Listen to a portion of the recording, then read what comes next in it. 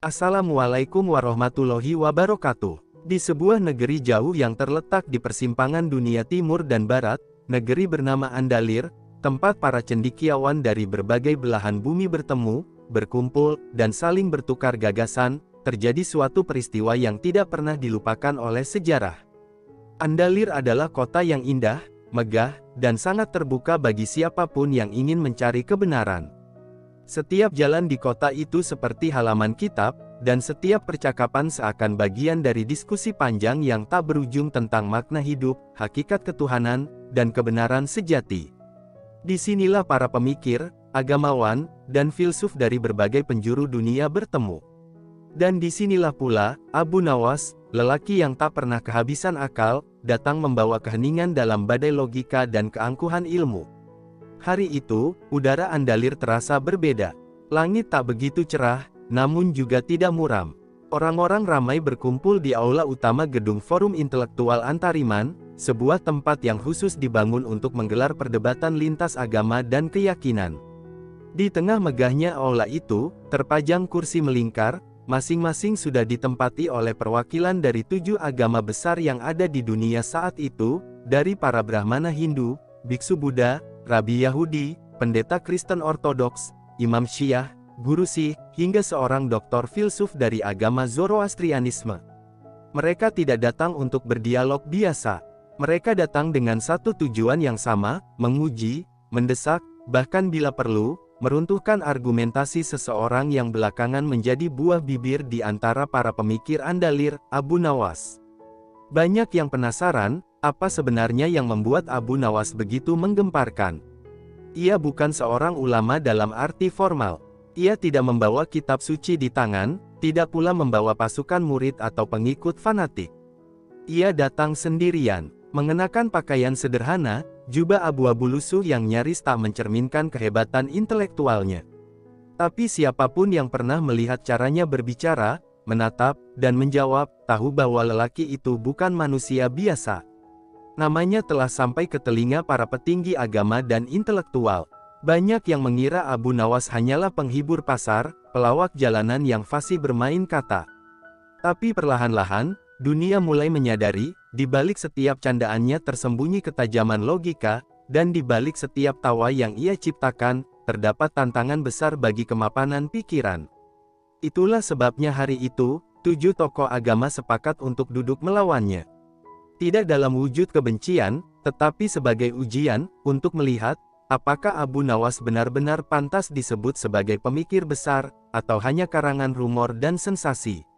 Abu Nawas tiba tanpa pengawalan. Ia melangkah ringan, menatap satu persatu wajah di barisan melingkar itu, dan tersenyum. Senyum itu bukan senyum sombong. Itu adalah senyum seorang lelaki yang sangat siap, sangat tenang, dan sangat yakin bahwa kebenaran tidak butuh keramaian, hanya butuh satu suara yang jujur. Seorang pemimpin majelis yang tidak memihak siapapun, seorang negarawan bijak bernama Lord Hamelin, berdiri di tengah, lalu membuka sesi itu dengan suara beratnya. Hari ini, sejarah menulis bab baru. 7 agama, 7 pemahaman, 7 jalan yang katanya menuju kebenaran, bertemu dalam satu lingkaran. Dan di tengah mereka, seorang pria sendirian, yang katanya hanya butuh satu kalimat untuk membuat kami semua terdiam. Kami akan mendengar, kami akan menguji, dan kami akan belajar, atau mungkin kami akan dipatahkan. Beberapa hadirin tertawa kecil mendengar kalimat itu. Ada yang sinis, ada yang serius, ada pula yang gelisah. Tapi yang pasti, suasana aula menjadi sangat intens. Tokoh pertama yang berbicara adalah Rabi Elazar, lelaki tua yang bijak, berpakaian jubah hitam, dan memegang kitab Taurat di tangannya. Ia menatap Abu Nawas dan berkata, "Wahai lelaki dari dunia lain, kami mendengar kau begitu berani berbicara tentang Tuhan. Tapi tahukah kau, bahwa berbicara tentang Tuhan bukan hak semua manusia? Hanya yang telah disucikan, dididik dalam garis keturunan dan kitab, yang pantas mengutarakan pemikiran. Lalu siapa kau, dan atas dasar apa kau datang menyapa kami?" Abu Nawas hanya menatap, tidak menjawab. Sebelum ia sempat angkat bicara, Biksu Tenzin dari Biara Selatan menimpali. "Kami tak tertarik pada debat kosong. Kami percaya pada pencerahan lewat batin, bukan lewat kata. Tapi jika kau memang tahu kebenaran, buktikan bahwa batinmu telah tenang. Buktikan bahwa ego tak membungkus lidahmu. Lalu, Pendeta Markus dari Gereja Timur berkata tegas, "Jika kau berpikir bisa menyatukan kami dengan satu kalimat, maka kau adalah penyihir atau penipu. Tapi kalau niatmu baik, kami akan mendengar." Satu persatu dari mereka bicara. Dr. Arash dari ajaran Zoroaster membeberkan logika panjang soal dualisme terang dan gelap. Imam Hasan dari mazhab Syiah menjelaskan pentingnya garis kenabian dan sanad. Guru Devraj dari kepercayaan Sikh berbicara soal cinta universal dan kesetaraan jiwa. Ketika semuanya selesai, mata semua orang tertuju pada Abu Nawas. Beberapa dari mereka menyeringai, merasa bahwa pria sederhana itu akan kebingungan. Tapi Abu Nawas masih tenang. Ia tidak mengambil kertas, tidak membuka kitab, tidak mengutip siapapun. Ia hanya memejamkan mata sebentar, lalu membuka perlahan dan berkata dengan suara yang sangat pelan namun jelas. "Aku tak datang untuk memenangi perdebatan ini. Aku hanya ingin bertanya, apakah kalian di sini demi kebenaran, atau demi menjadi yang paling benar?" Seketika, aula itu hening. Tidak ada yang tertawa, tidak ada yang langsung menjawab. Kalimat itu sederhana, tapi seperti pisau halus yang langsung menembus dada setiap orang di ruangan itu. Mereka merasa ditelanjangi. Seluruh kerangka berpikir mereka seolah tak lagi penting, karena satu kalimat itu memutar arah diskusi dari luar ke dalam, dari menilai orang lain menjadi menilai diri sendiri. Beberapa wajah tampak berubah. Rabi Elazar menunduk. Biksu Tenzin memejamkan mata lebih dalam. Pendeta Markus menggenggam salibnya erat. Bahkan Dr. Arash, yang terkenal sebagai rasionalis keras kepala, tiba-tiba menarik napas panjang dan tak mampu berkata-kata. Tapi Abu Nawas belum selesai. Ia melanjutkan, masih dengan suara lembut yang penuh luka dan cinta sekaligus. "Jika tujuan kita adalah membuktikan bahwa keyakinan kita yang paling unggul, maka tak ada akhir dari debat ini. Tapi jika kita sungguh ingin mencari cahaya yang satu, maka kita harus merendahkan suara kita dan meninggikan kejujuran kita." Ia tidak menyerang siapapun, tidak juga menyindir, tapi semua merasa seperti ditampar dengan telapak tangan kebenaran yang tak terlihat. Namun, tentu saja, tidak semua diam karena setuju. Beberapa dari mereka merasa Abu Nawas mencoba meloloskan diri dari logika. Mereka menyiapkan balasan. Mereka ingin bukti bahwa satu kalimat itu benar-benar cukup. Dan disinilah awal mula pertarungan sesungguhnya dimulai. Karena pada babak selanjutnya, Abu Nawas tidak lagi hanya melontarkan pertanyaan. Ia akan menggoyangkan tiang-tiang keyakinan mereka satu persatu, dengan akal, hati, dan kebijaksanaan yang membuat langit Andalir pun tercengang. Suasana di dalam aula forum intelektual Antariman masih tertahan dalam keheningan yang mencekam.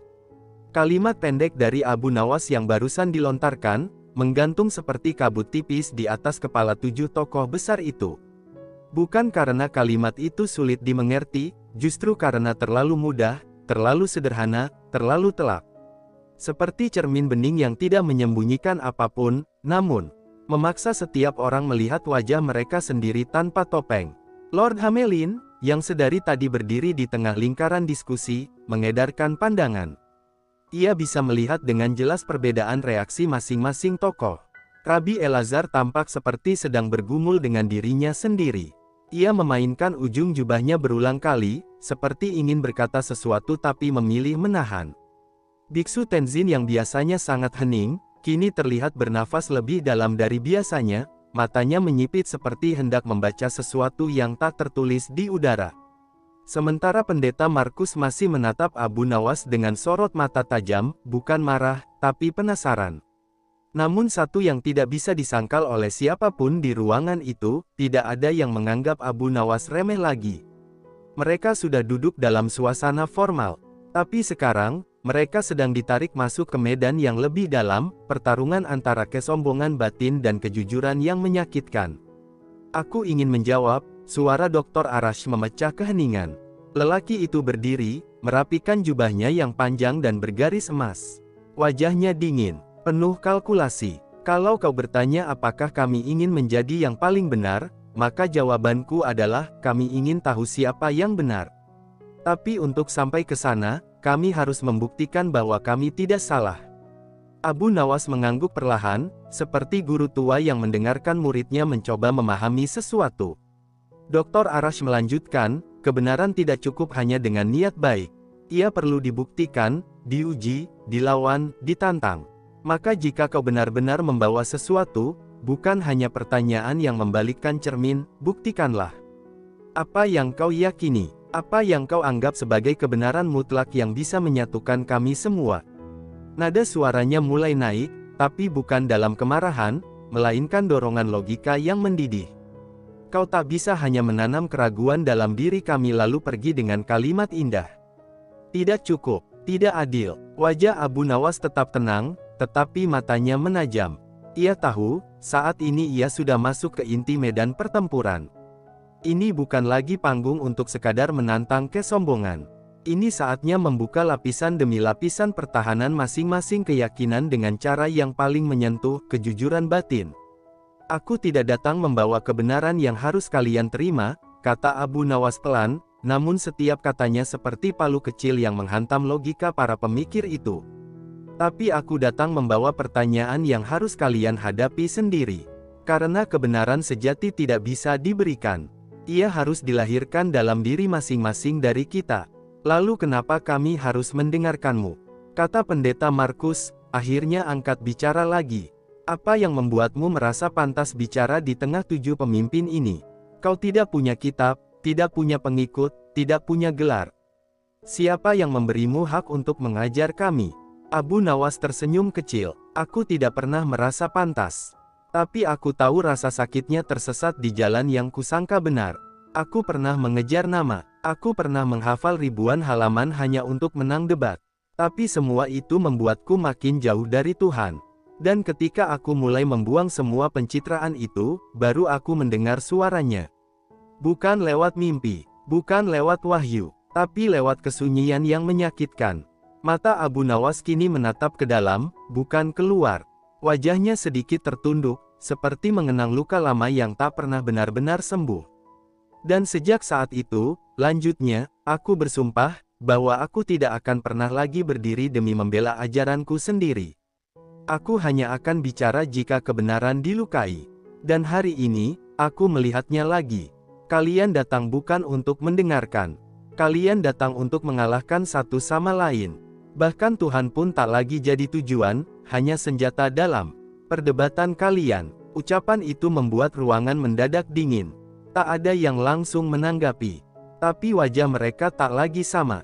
Ketegangan berubah menjadi kegelisahan. Ada yang menunduk. Ada yang mencoba menyembunyikan perubahan di matanya. Ada pula yang mulai membuka pertahanan diri sedikit demi sedikit. Tiba-tiba, suara pelan namun penuh getaran terdengar dari sisi kanan lingkaran. Suara itu berasal dari Guru Devraj, lelaki tua dengan sorban putih dan sorot mata lembut. Dulu, katanya lirih, aku pernah bertanya pada guruku, bagaimana cara kita tahu bahwa kebenaran kita adalah kebenaran yang sejati. Dan beliau menjawab, jika kebenaranmu membuatmu merasa lebih tinggi dari orang lain, itu bukan kebenaran, itu hanya keangkuhan yang kau bungkus dengan nama Tuhan. Ia menatap Abu Nawas. Aku tahu apa yang kau katakan. Tapi aku juga tahu, ini belum selesai. Karena pertanyaan terbesar bukan siapa yang benar, tapi apakah kita siap ditelanjangi oleh kebenaran itu. Lalu ia berdiri perlahan dan berkata, aku ingin mendengarkan lebih jauh. Ceritakan, Abu Nawas, apa yang pernah kau lihat, yang membuatmu percaya bahwa kebenaran tak bisa dimiliki oleh siapapun. Abu Nawas menarik napas dalam. Ia tahu, pertanyaan ini berat. Tapi ia juga tahu, inilah saatnya membuka luka, membuka pengalaman, bukan dengan dalil atau kutipan, tapi dengan cerita. Dulu, katanya perlahan, aku tinggal di sebuah desa kecil di wilayah utara. Di sana, ada seorang lelaki tua yang buta, miskin, dan sebatang kara. Tapi setiap hari, ia keluar rumah untuk mengajari anak-anak menghafal nama-nama Tuhan. Ia tidak dibayar, tidak diakui, tapi suaranya lembut sekali, seperti embun pagi. Suaranya mulai parau. Satu hari aku bertanya padanya, kenapa ia mau melakukan semua itu. Ia hanya tersenyum dan berkata, Aku ingin agar suara Tuhan tetap hidup di hati mereka, bahkan ketika dunia tidak lagi punya telinga. Abu Nawas memejamkan mata sejenak, lalu melanjutkan, tapi suatu malam, desa kami diserang. Api membakar rumah. Teriakan menggema di mana-mana. Dan ketika aku kembali ke rumah lelaki tua itu, aku menemukannya sedang duduk di tengah reruntuhan, memeluk musaf tua yang sudah hangus. Ia menarik napas panjang. Aku menangis. Bukan karena musaf itu terbakar, tapi karena ia berkata, tak apa. Jika kitab ini terbakar, asal namanya tidak hilang dari hati anak-anak. Dan saat itu, aku sadar. Kebenaran tidak ada di atas lembaran. Tidak di atas podium. Ia hidup di dalam cinta yang tidak mengharapkan pengakuan. Mata beberapa tokoh mulai basah. Bahkan pendeta Markus tak lagi mampu menahan diri. Ia memalingkan wajah, seperti ingin menyembunyikan sesuatu. Tapi konflik belum selesai. Karena tiba-tiba, Imam Hasan berdiri. Wajahnya tampak bergejolak. Cerita yang menyentuh tidak cukup untuk membenarkan jalanmu. Kita sedang bicara tentang kebenaran Tuhan, bukan kisah pribadi. Apakah kau hendak menyingkirkan syariat, hukum, dan warisan nabi-nabi hanya demi perasaan manusia? Nada suaranya tinggi, seperti ingin menjaga kehormatan jalur kebenaran yang ia pegang. Tapi ada juga ketakutan di dalamnya. Takut bahwa apa yang ia pegang selama ini mungkin saja tidak sepenuhnya murni dari Tuhan, melainkan dari warisan keyakinan yang diwariskan tanpa disaring oleh jiwa. Abu Nawas menatap Imam Hasan lama, lalu berkata, syariat tanpa hati adalah kerangkeng. Ilmu tanpa cinta adalah racun. Dan warisan Nabi tidak akan hidup dalam aturan, tapi dalam sikap hidup yang menggambarkan kasih Tuhan. Kata-kata itu membuat suasana kembali memanas. Imam Hasan tidak langsung membalas. Tapi tampak jelas ia sedang menahan gelombang emosi yang bercampur antara logika dan luka. Konflik ini mulai mengarah pada inti terdalam, apakah agama adalah sistem, atau jiwa? Apakah kebenaran bisa dikodifikasikan, atau ia tumbuh seperti bunga di taman batin yang jujur? Diskusi itu semakin dalam. 7 tokoh itu mulai membuka diri. Mereka mulai membongkar dogma-dogma mereka sendiri. Tapi justru di saat semua mulai menemukan ruang untuk jujur, terdengar derap langkah keras dari luar aula. Seorang ajudan berlari masuk. Napasnya tersengal. Tuan-tuan, ada kerumunan besar di luar. Mereka menuntut agar diskusi ini dihentikan.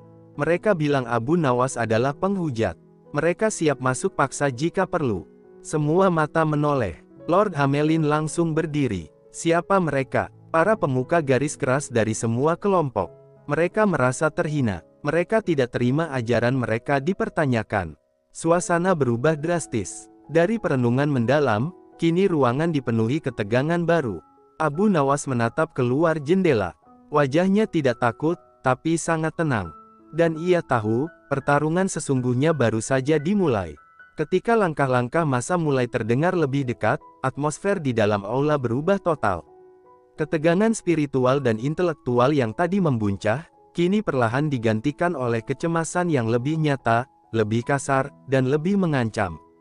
Bukan lagi perdebatan logika yang menguji iman, melainkan pertarungan antara pemahaman yang mendalam dengan amarah yang membabi buta. Lord Hamelin menoleh cepat ke arah 2 pengawal yang berdiri di sisi pintu. Kunci semua akses. Jangan biarkan siapapun masuk tanpa seizin kami, katanya tegas. Tapi para pemuka di dalam aula tahu, tidak ada kunci yang bisa menahan gelombang manusia yang dipicu oleh fanatisme. Mereka datang bukan untuk bertanya, bukan untuk mendengar. Mereka datang untuk menghakimi. Rabi Elazar berdiri dengan wajah khawatir. Kita harus menyudahi pertemuan ini.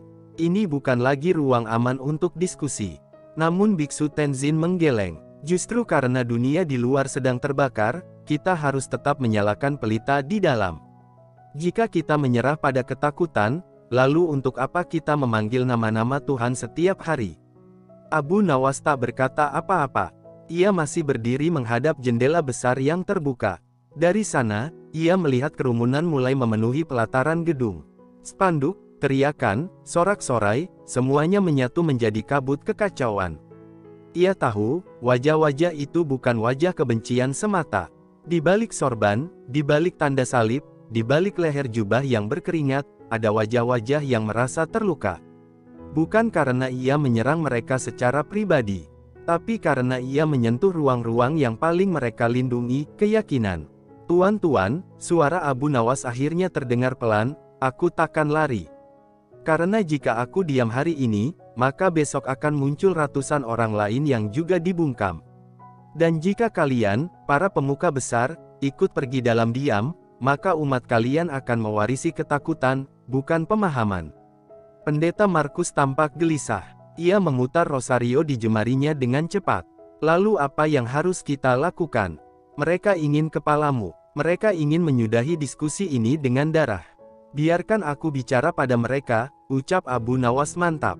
Kalimat itu membuat semua menoleh. Tidak, seru Dr. Arash. Itu bunuh diri. Kau pikir mereka akan mendengar logika atau cerita? Tidak, Abu Nawas. Mereka datang karena mereka telah dibakar oleh sesuatu yang tidak bisa kau padamkan dengan kata-kata. Tapi Abu Nawas tetap tenang. Mereka tidak datang untuk aku. Mereka datang karena bayangan ketakutan mereka sendiri. Aku hanya cermin kecil yang mereka temukan saat ingin meyakinkan diri bahwa mereka benar. Guru Devraj menunduk, suaranya berat. Kalau kau keluar, kau bisa terbunuh. Tapi kalau kau diam, esensi dari diskusi ini ikut mati. Abu Nawas menghela napas. Lalu ia berbalik dan melangkah ke tengah aula, menatap satu persatu para pemuka agama itu. Kalian, para penjaga ajaran, kalian para penerus nabi, guru, wali. Maka jangan kalian wariskan rasa takut pada murid-murid kalian. Jangan kalian biarkan nama Tuhan dikumandangkan dengan wajah penuh kemarahan. Ia mengangkat satu tangannya, seakan hendak menyalakan lentera di udara. Izinkan aku berbicara. Bukan sebagai utusan agama manapun, bukan sebagai pemegang kebenaran, tapi sebagai manusia, karena jika mereka tak bisa menerima manusia, maka Tuhan pun akan mereka patahkan sesuai bentuk diri mereka sendiri.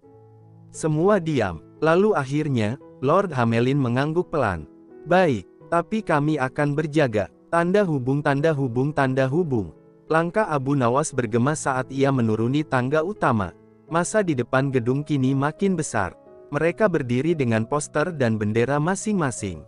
Ada yang membawa kitab suci, ada yang menggenggam tongkat, bahkan ada yang sudah mulai melontarkan batu kecil ke arah balkon. Seseorang dari barisan depan, seorang lelaki tinggi dengan jubah hitam dan mata merah karena marah, berteriak, "Itu dia! Penghujat itu, yang mempermainkan ajaran kita." Kerumunan mulai mendesak, tapi Abu Nawas tetap berjalan perlahan. Tubuhnya tegak, wajahnya tidak menunjukkan rasa takut sedikit pun. Tapi bukan karena ia yakin tak akan disakiti, melainkan karena ia telah berdamai dengan apapun yang akan terjadi. Ia berhenti di panggung kayu kecil yang biasa digunakan untuk pidato umum. Dan dari sana, ia mulai bicara. Tanpa pengeras suara, tanpa pengerahan tenaga, tapi setiap kata keluar dengan kejernihan yang mengguncang. Aku tahu kalian marah, katanya. Aku tahu kalian merasa tersinggung. Kalian merasa ajaran kalian direndahkan. Tapi dengarkan aku, bukan ajaran kalian yang aku pertanyakan. Yang aku pertanyakan adalah, apakah kalian benar-benar mengerti ajaran itu, atau hanya menggunakannya untuk membungkus rasa takut kalian sendiri? Kerumunan mulai ribut, teriakan menggelegar, tapi Abu Nawas tetap lanjut. Banyak dari kalian membawa kitab. Tapi sudah berapa lama sejak kalian membacanya dengan jiwa, bukan sekadar dengan mata? Berapa kali kalian memeluk ayat-ayat itu, bukan untuk menyerang orang lain, tapi untuk menyembuhkan luka dalam diri kalian sendiri? Teriakan makin keras, tapi di tengah masa, perlahan-lahan, ada yang mulai diam. Ada yang mulai memandang tidak dengan amarah, tapi dengan kebingungan. Seolah mereka mulai mendengar sesuatu yang belum pernah mereka dengar, suara hati mereka sendiri. Agama bukan pedang, seru Abu Nawas. Ia adalah cermin. Ia bukan untuk melukai, tapi untuk mengungkapkan siapa kita sebenarnya. Tapi jika kalian menolak bercermin, maka kalian akan terus membunuh siapapun yang berani menunjukkan noda di wajah kalian. Satu batu melayang, menghantam tiang dekat Abu Nawas. Ia tidak bergeming. Jika ajaran kalian suci, maka buktikanlah kesuciannya dengan cara kalian merespons kritik. Jika Tuhan kalian maha besar, mengapa kalian merasa perlu membelanya dengan amarah kecil kalian? Kerumunan mulai terbelah. Sebagian masih marah, tapi sebagian lain mulai terpaku. Ada anak muda yang menurunkan posternya. Ada perempuan tua yang menangis pelan sambil meremas tasbih di tangannya. Bahkan lelaki berjubah hitam yang tadi paling vokal, kini hanya menatap Abu Nawas tanpa bisa berkata apa-apa. Tiba-tiba, dari balik kerumunan, muncul suara nyaring. "Kau sombong, kau pikir kau satu-satunya yang paham Tuhan." Abu Nawas menoleh. Seorang lelaki berjenggot, mengenakan peci tinggi dan mata menyala amarah, maju ke depan. Ia adalah Ustaz Mahrus, salah satu tokoh yang dikenal keras dalam membela tafsir literal ajarannya. "Tidak," jawab Abu Nawas dengan suara rendah. "Justru aku sadar bahwa aku bisa salah. Tapi aku tak ingin hidup dalam kesalahan yang tak pernah dipertanyakan." Ustaz Mahrus mendekat. "Kalau kau bukan ulama, bukan pendeta, bukan rahib, lalu kenapa kau berbicara seolah-olah Tuhan ada di sampingmu?" Abu Nawas tersenyum tipis. "Karena aku yakin, Tuhan tidak duduk di singgasana milik satu golongan. Tuhan hadir di hati siapapun yang tulus mencarinya. Bahkan jika ia masih keliru. Bahkan jika ia belum sempurna." Mahrus terdiam. Kerumunan makin hening. Ketegangan masih terasa, tapi perlahan mulai mencair. Tidak dengan teriakan, tapi dengan diam yang menyentuh. Dan di tengah suasana itu, pintu aula besar terbuka. Para tokoh agama keluar satu persatu. Rabi Elazar, Biksu Tenzin, Pendeta Markus, Imam Hasan, Dr. Arash, Guru Devraj, Lord Hamelin. Mereka berdiri di belakang Abu Nawas. Tanpa bicara, tapi kehadiran mereka adalah pengakuan bahwa meski mereka belum sepenuhnya setuju, tapi mereka menghormati keberanian satu kalimat sederhana, bahwa kebenaran harus dilahirkan, bukan diwariskan. Reaksi massa bercampur, tapi tak ada lagi lemparan. Tak ada lagi dorongan, hanya satu pertanyaan besar yang kini menggantung di langit senja itu. Jika kebenaran memang satu, mengapa kita terus bertengkar dengan 7 cara untuk menyebutnya? Kerumunan itu tetap berdiri di bawah langit senja yang perlahan berubah kelam. Abu Nawas masih berdiri tegak di atas panggung kecilnya, sementara para pemuka agama berbaris diam di belakangnya, seolah menjadi saksi atas keberanian yang baru saja ditunjukkan di hadapan dunia. Tapi justru saat ketegangan mereda, datang gelombang baru yang lebih menyakitkan, pertanyaan-pertanyaan yang menggugah, menusuk, dan tak mudah dijawab dengan kata-kata manis belaka.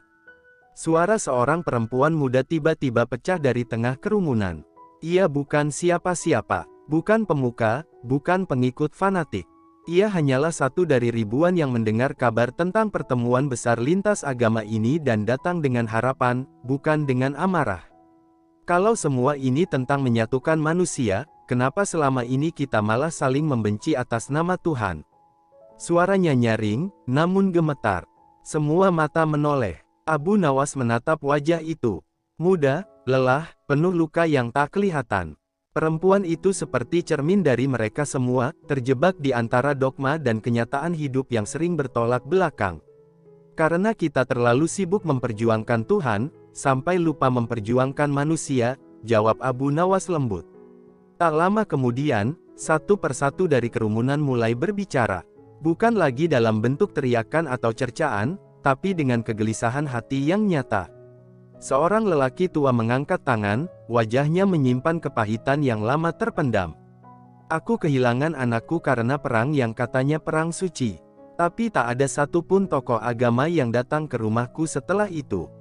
Seorang lainnya menyusul. "Aku diusir dari keluargaku karena aku menikah dengan orang dari agama berbeda.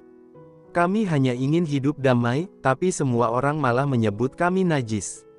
Kata demi kata keluar seperti air bah. Dan para pemuka agama yang berdiri di belakang Abu Nawas mulai gelisah. Mereka tak menyangka, bahwa selama ini umat mereka menyimpan begitu banyak luka. Bukan karena tak percaya pada ajaran, tapi karena merasa dikhianati oleh mereka yang mengajarkan tanpa menyentuh. Pendeta Markus meremas rosarionya makin erat. Air matanya jatuh pelan. "Tuhan, ampunilah aku terlalu sibuk menutup telinga karena merasa aku benar." Biksu Tenzin menunduk dalam, seperti menanggung beban karma ribuan nyawa yang tak pernah ia lihat. Dr. Arash memalingkan wajahnya, mencoba menutupi air mata yang mengalir cepat, padahal ia dikenal sebagai pemikir rasional yang tak mudah terbawa emosi. Namun di balik semua itu, muncul satu sosok yang justru tidak menampakkan penyesalan sama sekali. Seorang pria bertubuh tinggi, dengan sorban tebal dan mata tajam. Ia perlahan melangkah maju dari barisan belakang, membuka jalan di antara kerumunan yang mulai diam karena merasakan aura berbeda darinya. Ia adalah Mufti Zayed, seorang ulama kenamaan dari Timur, yang selama ini menolak kehadiran Abu Nawas dalam forum lintas iman tersebut. Ia percaya bahwa agama tidak seharusnya diperdebatkan secara terbuka, apalagi disandingkan dalam satu meja bersama yang ia sebut ajaran sesat. Ketika ia naik ke panggung dan berdiri hanya 2 langkah dari Abu Nawas, suasana kembali menegang. Semua menduga sesuatu yang besar akan terjadi. Abu Nawas, katanya lantang, suaranya dalam dan menggema, kau telah membuat orang-orang ini meragukan apa yang mereka pegang seumur hidup. Kau menyentuh luka mereka dan menamainya kebenaran. Tapi siapa kau sebenarnya? Seorang pujangga, seorang filsuf, atau sekadar penipu yang pandai bicara? Abu Nawas menatap langsung ke mata Mufti Zayed. Ia tahu bahwa ini bukan hanya debat pemikiran, tapi pertarungan antara 2 wajah dunia, yang satu ingin memahami, yang satu ingin mempertahankan. Aku hanyalah seseorang yang ingin melihat manusia kembali ke esensi ajarannya. Bukan hidup dalam tempurung kebanggaan palsu yang disulap oleh rasa takut, jawabnya. Mufti Zayed tertawa kecil. Kau merusak tatanan. Apa kau tidak tahu berapa banyak orang yang telah mati demi mempertahankan kebenaran yang mereka yakini? Dan sekarang kau ingin mereka mengubur itu semua hanya karena satu kalimatmu. Abu Nawas tidak langsung menjawab. Ia memandang ke arah kerumunan. Lalu berkata, kebenaran yang membuatmu membenci sesama manusia, bukan kebenaran, itu trauma yang dibungkus kitab. Beberapa orang menunduk, tapi Mufti Zayed tidak diam. Kau pikir semua ini bisa diselesaikan dengan kata-kata puitis? Dunia tidak sesederhana itu, Abu Nawas. Dunia penuh luka, dan kadang luka itu harus dijaga agar tidak membusuk. Abu Nawas melangkah 1 langkah maju, mendekat pada pria itu. Suaranya tetap tenang, meski nadanya lebih dalam. Jika menjaga luka artinya menolak untuk sembuh, lalu apa bedanya kita dengan mereka yang membunuh atas nama Tuhan? Kita hidup dalam generasi yang diwarisi tangisan. Tapi kau ingin melestarikan tangisan itu sebagai warisan suci. Mufti Zayed menatap tajam. Kau terlalu romantis. Tuhan tak butuh pembela seperti dirimu. Aku pun tak pernah membela Tuhan, jawab Abu Nawas. Aku hanya ingin manusia berhenti memusuhi bayangan mereka sendiri. Hening. Kata-kata itu menggantung di udara seperti kabut dingin yang tak bisa segera dihapus. Di tengah panggung, 2 sosok itu berdiri seperti 2 kutub bertolak belakang. Tapi semua orang tahu, bukan siapa yang menang yang penting di sini, melainkan siapa yang berani meruntuhkan tembok dalam dirinya lebih dulu. Dan tiba-tiba, dari sisi kanan panggung, terdengar suara yang tidak diduga siapapun. Suara seorang anak kecil, tangannya menggenggam kitab kecil yang lusuh. Ia maju dengan langkah gugup, tapi tatapan mata yang jujur. Kalau Tuhan ada satu, kenapa ayahku dibunuh karena berdoa dengan cara berbeda? Seluruh tempat itu menjadi sunyi seperti kuburan. Abu Nawas menatap anak itu. Bahkan Mufti Zayed pun tak berkata apa-apa. Bocah itu berjalan ke arah panggung, lalu duduk di bawah kaki Abu Nawas. Ayahku bilang, kebaikan itu seperti air. Bisa masuk ke cangkir apapun. Tapi orang dewasa bilang air yang dia pakai najis. Air mata mulai mengalir di banyak wajah. Tidak dari kata-kata para pemuka, tapi dari kejujuran polos yang tak bisa dibantah oleh dalil apapun. Mufti Zayed menarik napas panjang. Wajahnya menegang. Tapi kali ini, bukan karena marah. Melainkan karena goyah. Dan akhirnya ia berkata, pelan, seperti mengakui sesuatu yang telah lama ia sembunyikan. Dulu adikku dibakar hidup-hidup karena ia memilih keluar dari mazhab kami. Aku menyimpan dendam pada mereka, pada semua yang berbeda. Aku tak pernah mengampuni, dan aku mengira, dengan mengajar kebencian, aku sedang membela kehormatan keluarga. Ia menunduk, suaranya parau, padahal aku hanya mengasuh api, yang akhirnya membakar jiwaku sendiri. Suasana berubah total. Abu Nawas perlahan meletakkan tangannya di pundak Mufti Zayed. Bukan sebagai pemenang, tapi sebagai saudara yang mengerti luka. Kau tidak sendirian dalam luka itu, bisiknya. Lalu, perlahan, Mufti Zayed duduk di sebelah anak kecil itu. Ia memeluk bocah itu, dan menangis seperti anak-anak. Dari kejauhan, suara azan terdengar samar. Bukan dari pengeras suara, tapi dari suara tua seorang lelaki miskin di pojok kota yang tak tahu menahu tentang forum ini. Tapi suaranya seperti menyambung seluruh langit dan bumi yang tadinya koyak oleh perbedaan. Abu Nawas memandang ke atas. Malam telah turun, tapi tidak pekat. Karena di langit, bintang-bintang mulai muncul satu persatu, seperti lampu-lampu kecil yang memberi tanda bahwa gelap hanya sementara, selama masih ada cahaya dari dalam. Dan disinilah kisah itu belum selesai. Karena cahaya sejati belum muncul. Karena pertanyaan terbesar belum terjawab. Karena perubahan sejati bukan dari debat, melainkan dari apa yang kita lakukan setelah semua suara diam. Langit dini hari itu berwarna ungu kelam, namun tak mengancam. Justru sebaliknya, ada ketenangan yang menyelimuti seluruh penjuru kota. Setelah malam-malam yang panjang, setelah debat dan luka terungkap tanpa topeng, satu demi satu mereka yang datang dengan dada penuh amarah kini mulai belajar menunduk, mendengar, dan merasa. Di pusat kota, tempat para pemuka tujuh agama berkumpul sebelumnya, kini tampak sunyi. Tapi bukan karena kosong. Sunyi itu lahir dari kedalaman. Dari diam yang memuat makna, bukan sekadar senyap. Abu Nawas duduk bersila di bawah pohon zaitun tua. Embun menetes perlahan dari daunnya, menyentuh bahunya, seakan alam pun ingin ikut menenangkan hati yang telah terlalu lama diseret badai. Di hadapannya kini duduk tujuh tokoh agama, tak lagi berdiri dengan dada membusung dan kitab terangkat tinggi. Mereka duduk sama rendah, sama rapuh, dan sama haus akan pemahaman. Pendeta Markus adalah yang pertama berbicara pagi itu. Tangannya yang dulu menggenggam salib begitu erat, kini terbuka di atas lutut, seperti seorang siswa yang siap mendengar, bukan mengajar. Semalam aku tidur hanya 2 jam, katanya dengan suara pelan, tapi dalam 2 jam itu, aku melihat bayangan ayahku. Ia memelukku dan berkata, kamu tidak pernah berdosa karena membuka hati. Aku menangis bukan karena mimpi itu, tapi karena selama ini aku tutup telinga dari semua yang tidak terdengar seperti suara gerejaku. Tak ada tepuk tangan, tak ada teriakan, tapi setiap kalimat dari Markus seperti membasuh luka-luka yang tak pernah diberi kesempatan untuk sembuh.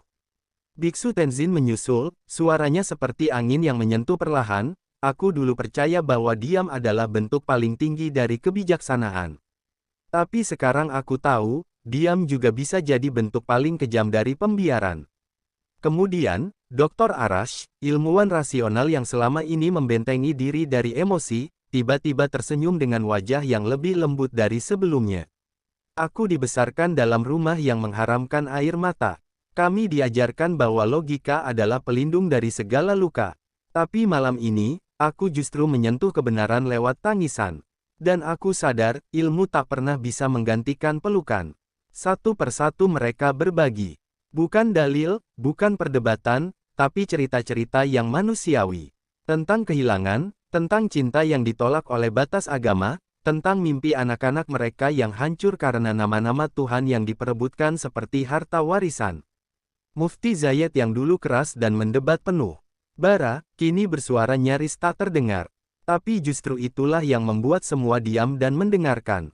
Abu Nawas, katanya, aku pernah menyebutmu perusak tatanan. Tapi sekarang aku mengerti, tatanan itu memang sudah retak. Dan kau bukan merusaknya, kau menunjukkan retaknya pada kami semua. Ia menunduk, dan di hadapannya meletakkan surban kebesarannya. Simbol dari status yang selama ini ia pertahankan, kini ia letakkan begitu saja di tanah. Abu Nawas menatap mereka semua, perlahan berdiri, dan berkata, kalian bukan datang kemari untuk kalah atau menang, tapi untuk pulang. Mereka semua saling berpandangan, tak mengerti sepenuhnya maksud kalimat itu. Ulang Abu Nawas, bukan ke rumah kalian, bukan ke bangunan suci atau ke kitab masing-masing. Tapi ke dalam diri kalian yang terdalam, yang dulu penuh cinta, yang dulu tidak takut pada perbedaan. Yang dulu percaya bahwa Tuhan tidak memanggil lewat peperangan, tapi lewat kedamaian. Seorang pemuda dari kerumunan maju. Bukan siapa-siapa, tapi suaranya mewakili ribuan suara yang selama ini terbungkam. Kalau begitu, bagaimana kami memulai pulang itu? Abu Nawas menatap jauh ke arah cakrawala, lalu mengucapkan satu kalimat yang nanti akan dicatat dalam banyak bahasa, dikutip dari satu kota ke kota lain. Dengan mulai percaya bahwa kita bisa saling menyembuhkan, tanpa harus sama, tanpa harus mengalahkan. Air mata mengalir di pipi perempuan yang kemarin bertanya soal kebencian atas nama Tuhan.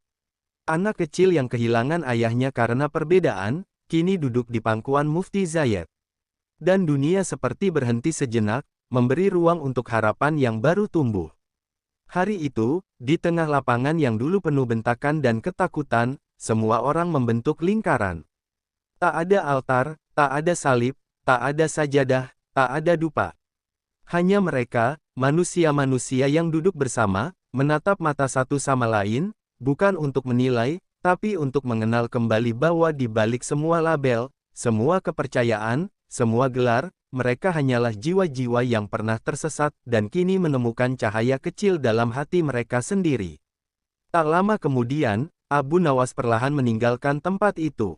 Ia menolak sambutan, tak mau dijadikan ikon, apalagi disembah sebagai pembawa perubahan. Ia tahu, tugasnya bukan membuat orang-orang bergantung padanya, tapi membuat mereka menemukan jalan kembali ke dalam diri masing-masing. Ia berjalan pelan, menyusuri gang kecil yang tak beraspal. Angin menyibak jubahnya, dan wajahnya tak lagi tegang seperti hari-hari sebelumnya. Ia menoleh ke belakang sebentar, dan melihat 7 tokoh agama itu kini berdiri berdampingan, tidak lagi memisahkan diri menurut ajaran, tapi menyatu sebagai manusia. Sudah selesai, bisiknya dalam hati. Namun ia juga tahu, bahwa dunia di luar sana masih akan terus berisik. Masih akan ada yang membenci. Masih akan ada yang memusuhi atas nama Tuhan. Tapi setidaknya, hari ini, satu titik damai telah tercipta. Dan titik itu akan terus menyebar. Perlahan, tapi pasti. Karena yang sejati, tak pernah lahir dari kemenangan dalam debat. Tapi dari keberanian untuk mengakui bahwa kita semua sedang belajar. Dan ketika malam itu datang kembali, bintang-bintang kembali muncul, lebih terang dari biasanya. Seolah langit sendiri sedang bersyukur, bahwa di bumi, ada segelintir manusia yang memilih cinta di tengah dunia yang sibuk dengan kemarahan. Itulah kisah tentang Abu Nawas. Bukan tentang dia yang paling pandai. Bukan tentang dia yang paling benar. Tapi tentang dia yang berani berkata, cukup, di saat semua sibuk membuktikan siapa yang paling hebat. Terima kasih telah mengikuti kisah ini sampai akhir. Semoga cerita ini tidak berhenti di telinga, tapi masuk ke hati dan hidup dalam tindakan kita sehari-hari. Jangan lupa like, komentar, dan bagikan kisah ini kepada siapapun yang kau rasa perlu diingatkan, bahwa dunia masih bisa diselamatkan, bahkan dengan satu kalimat sederhana. Sampai jumpa di cerita-cerita lainnya, hanya di channel Story Abu Nawas. Salam damai, untuk semua hati yang sedang mencari rumahnya kembali. Wassalamualaikum warahmatullahi wabarakatuh.